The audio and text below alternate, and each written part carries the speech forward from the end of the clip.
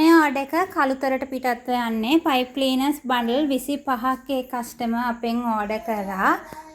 මේ ලා පාට ලා නිල් එක වලට වීඩියෝ එකේ පේනවට වඩා ගොඩාක් ලා නිල් පාටක්.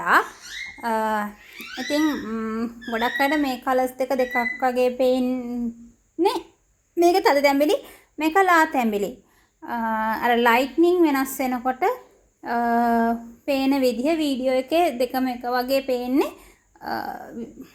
මේක ලා තැඹිලි පාටක්, මේක ගොඩක් තද තැඹිලි පාටක්.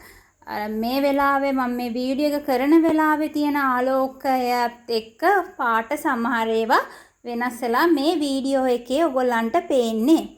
ඉතින් ඔයගොල්ලෝ පිටකොට්ටේ අවට ඉන්නවා නම් පිටකොට්ට ලොකේෂන් එකෙන් ඇවිල්ලා ගන්න පුළුවන්. දිවුලපිටිය අවට ඉන්නවා නම් දිවුලපිටිය ලොකේෂන් එකෙන් ඇවිල්ලා ගන්නත් පුළුවන්.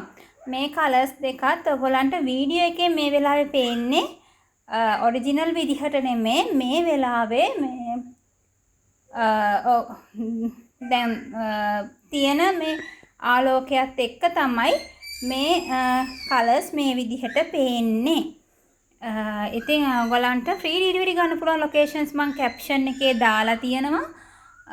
ඒ වගේම ඔයගොල්ලන් ඩෙලිවරි charge එක අහද්දී මුලින්ම ඔයගොල්ලන් ගන්න බන්ඩල්ස් ගන්න කියලා ඩෙලිවරි charge එක අහන්න. ඒක ලේසි. ෆුල් පේමන්ට් එක කලින් කරලා ගන්නවා නම් ඩෙලිවරි charge එක ගොඩක් අඩු වෙනවා. ලොකු ඕඩර්ස් වලට පොඩි ඕඩර්ස් වලට නම් ඒකේ ලොකු වෙනසක් දැනෙන්නේ නැහැ. COD වලදී නම් ඩෙලිවරි charge එක ටිකක් වැඩි වෙනවා.